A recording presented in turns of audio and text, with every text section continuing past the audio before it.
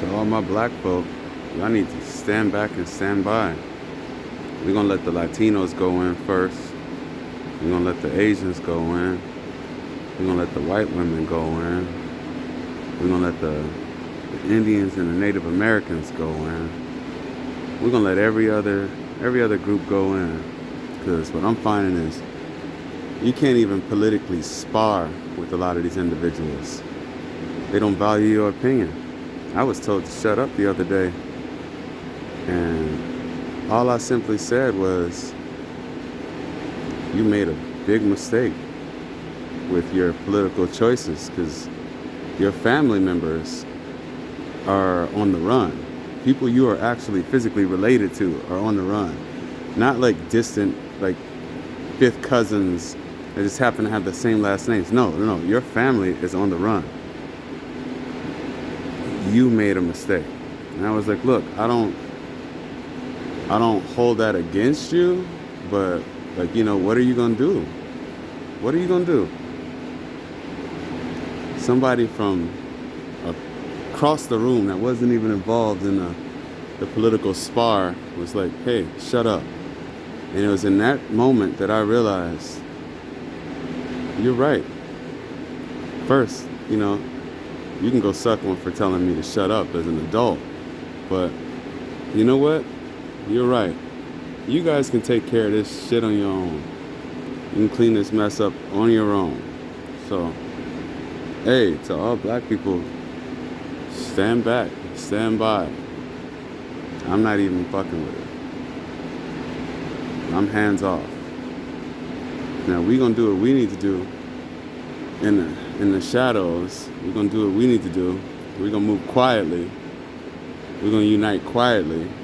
But you see, we talk about boycotting certain places, and now they got something called the Latino Freeze. So basically they waited for us to do something and they jumped in. So they need leadership. They don't have leadership, but they want us to take the first bullet. They want us to make the first move, and then they can go ahead and hijack our political movement like it has always been. Civil rights turned into women's rights. It's always been hijack the black agenda. So what we're going to do is we're going to sit on our hands. We're going to let them start some shit, and then we're going to go in. After all the casualties have been maimed and targeted, and then we're going to take over. We're going to just reverse roles. We're going to let them lead. That's what I propose. Growing up, I was always presented with this image of a black male who was a criminal who didn't work in a team fashion, who didn't work with others well. This is what I was presented. As I grew up, I found out we're the most compassionate, most understanding. I grew up learning to build them up, don't break them down. Each one teach one. And I tried to pass that on to all ethnicities, all cultures, all people on all walks of life, but I never received that same courtesy back. They've never appreciated how we truly are. They've only appreciated what groups such as Fox News has presented us to be. So, as of now, I'm like, let the leopards get that ass. It's time. It's time to just wash my hands of helping. They want me to stand back and watch what they do.